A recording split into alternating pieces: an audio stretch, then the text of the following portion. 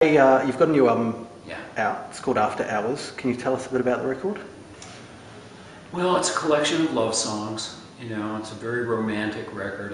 It's a record I've worked on for about the last 2.5 years with a couple of my buddies from the Eagles keyboard section, Michael Thompson and Richard Davis. It's songs ranging from the early 1930s to the mid 1960s. So, like I said, you know, but basically it's a romantic record. It's a lot of love songs that I like. So I read that it's quite a personal album for you. It's sort of a tribute to your parents, I understand. Well, it's definitely there. You know, I'm very fortunate that both my parents are still alive. So I felt a sort of an urgency to get this record recorded and finished. You know, while they were still around. So fortunately, that's happened. They like the record. It's been 20 years since your last studio album. Why the delay? Well, two big things happened in the early 90s. I got married and I started a family. That's the one thing. And then the Eagles got back together in 94. So all of a sudden, you know, those two things took precedence. And I didn't really feel any burning desire to make a solo record, or, you know, that wasn't kind of what was going on for me at that time. You know, it was more about figuring out how to, you know, do the family thing. Yeah. And once the Eagles got back together, I mean, it was my goal was to figure out how to keep that working, how to nurture that, how to get us up and running and continuing to keep the band together now that we got back together.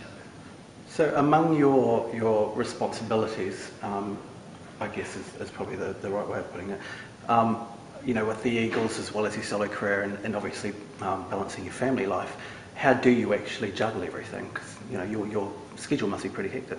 Well, you know, sometimes you're tired. You know, it's not for everybody. Yeah. But you know, I really enjoy what I do. You know, and I'm glad I got married a little later in life. I think that's it's allowed me to spend a little more time with my family now. You know, and it's interesting because Don got married and started a family, and I got married and started a family very close to the same time. Yeah. So we have this bond now of being in the parent game together, and we're constantly, when we see each other, we talk a whole lot about our kids and their struggles, their successes, and how we're doing, and just all that kind of stuff, schools and sports, and all the things that sort of go in with having kids. And it's actually made, you know, it's made being in the Eagles a lot easier. You know, the Eagles is easy. You know, the Eagles is kind of like the unreal world. You know, family, parents, schools, that stuff, that's the real world. So obviously your success began with the band, you know, way back in the early 70s. You know, you've achieved such a phenomenal amount of success.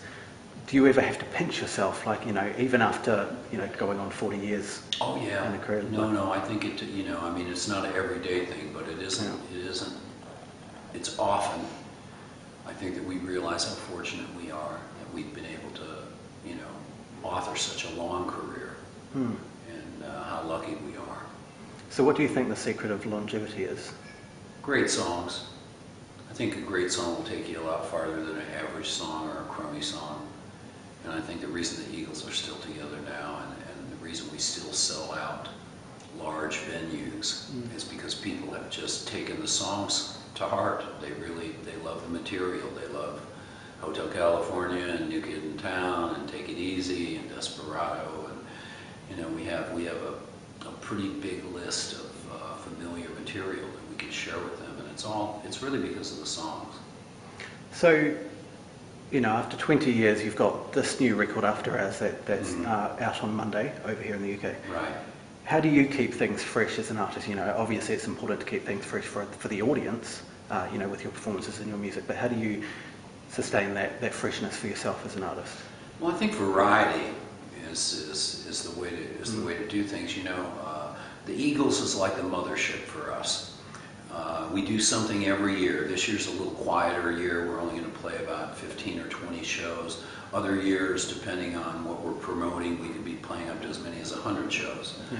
But then when we're not with the Eagles, we take our time away and we do other things. And, you know, sometimes it's family stuff and other times it's solo projects. You know, for me, the great experience in making After Hours was getting to sing other people's material and, you know, developing a keen appreciation for how good the people were who wrote and sang the songs that I'm re-singing, you know, on this After Hours record. So it was really fun for me to step away and do something different. Was it a daunting experience for you taking on other, you know, you're known as such a prolific and outstanding songwriter. I mean, you've got so many hits to sort of call your own. I mean, was it a daunting prospect to perform other people's works? Daunting wouldn't be the word I would use, you know. It was inspiring, you know. It was a challenge, but I always felt like my voice was a good match for this material. Yeah. Like I wasn't really stepping too far out of my abilities, you know. But it's a different kind of singing, you know. When you sing it, when I sing in the Eagles, I call that guitar singing, because usually I'm up there doing this.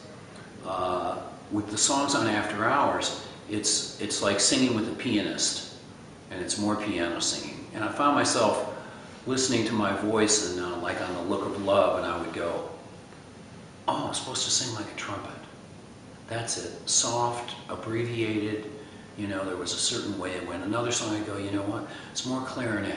It's got to be more lyrical. It has to swing and bend a little bit and be sweet. And, you know, so I would find myself, you know, comparing my voice to other instruments as a way to sort of help me understand the way I was supposed to sing a particular song. Yeah. So, you know, like we were talking about earlier, the record is a personal one for you. Is there any particular tracks on the new record that are more personal than others, and why? Well, Caroline Nell, the Brian Wilson song, is one that's particularly dear to me. I loved that song when it first came out, and you know, like a lot of people thought, you know, we thought that Pet Sounds was one of the greatest records that we'd ever heard up to that time, anyway. So I mean, I loved that song, but again, you know, it was a little daunting because, you know, I mean, I'm doing a song that was pretty darn well recorded the last time. The definitive version has already been recorded, so, you know, you just want to make sure you don't mess it up. So, if we look at the Eagles, Joe Walsh, your band mate, he released his first album in 15 years recently as well, and Logman. Do you find that there's any competition between band members in regards to solo records? No friendly competition there? No. I don't think that's no. We don't really worry about that stuff, you know. I mean, I wish only the best for all my bandmates, whatever projects they're doing, you know. And first of all, I hope you have fun doing the project, and secondly, if by some, you know, quirk of fate it happens to sell, then that's good. You know, a lot of people get to hear it, then that's good too. So when are we going to get a new record of original Frey Pennings? Oh, you mean from the Eagles? No, from yourself, a solo. Oh, from myself. You know, I don't know. I haven't had, you know, I'm not saying that I'm never going to write any songs again, but I haven't had a burning desire to really make a solo record of original songs again. You know, I mean, it's not really. I'm really not thinking about that right now. I'm probably going to turn. You know, my energy right now is going to, besides promoting After Hours, then my energy turns back to the Eagles for next year as we try to figure out what we're going to do, how much we want to do. We've got a 2-DVD History of the Eagles project that is going to get finished and come out sometime in the first of 2013. Oh, brilliant. So then that will bring about the question, should we go on the road? Should we play shows? Should we do a History of the Eagles tour? Come on stage in and the black screen says 1972, Laurel Canyon, and then starts at Take It Easy and goes, you know, right on through. I'm not sure we've been talking about that. Some of these things happen as, you know, it's all sort of the residue of hard work, you know, whatever the, you know, is Hotel California selling millions and millions of copies, you know, is certainly very, you know, that's very gratifying. Yeah. But was making Hotel California worth more than what it sold? You know, and the answer is probably yes. You know, so part of what I've really enjoyed is making the records. I love making records. I love writing songs and I love making records, and it's the two things that I'm really good at in life. But so there's something, you know, there's something to enjoy just in the process, you know. And you know, I'll tell you, the Eagles double CD, Long Road Out of Eden, is something I'm very proud of. And I'm proud because we were finally able to get back in the studio and make a studio album. And then because we've been away so long, we committed to trying to make it a double album. And I really thought top to bottom that the songs were really good. So that was nice. You know, it was nice to get in the Rock and Roll Hall of Fame. I'm not sure what it means anymore, but you know, that was nice. Got an honorary Doctor of Music degree from Berkeley University. I've seen the photo in on Boston last month. That's got me feeling a little smarter. you know, but again, it's all the residue of hard work and you know, trying to do a good job. So have you got any performances planned to showcase the record over here in the UK? I've just put out the record. I put out the record last month in the United States. Yep. And I went back to the East Coast and I played 5 shows, one of them in New York. After Hours came out in the United States in May. And so I went back to the East Coast, I did some television, I played 5 shows. The most memorable, though, was in New York, where I played with the New York University Symphony Orchestra. And then I went back to Los Angeles and I played at the Wiltern with the Santa Monica High School Orchestra. So I've been playing with all these incredible young musicians from ages 15 to 23. Great young players. So I'm over here now in Europe to sort of stir the pot. And hopefully this record will take seed and it'll give me an excuse to come back in a few months and play some shows. But I think it would mean more for people to have heard this record for a while and know that when I'm coming back and it says Glenn Frey's going to play with the such and such Philharmonic, they'll have an idea of what I'm going to be doing. So how was the reaction to the record? You know, because it's already been released over in the US, how's the reaction been to? It's been very good. Yeah. It's been very good. You know, for me, the gratifying things are things like talking to jazz magazines and having the guy I'm talking to understand that I did a serious record. And it wasn't a dilettante. That it wasn't an attempt. It was, you know, a serious piece of work. And so it was nice to talk with, you know, with some of those magazines and get a little cred. So, you know, it's been good. And then the reaction to the record overall, it's been pretty uniform down the line. First thing is I think people are a little surprised.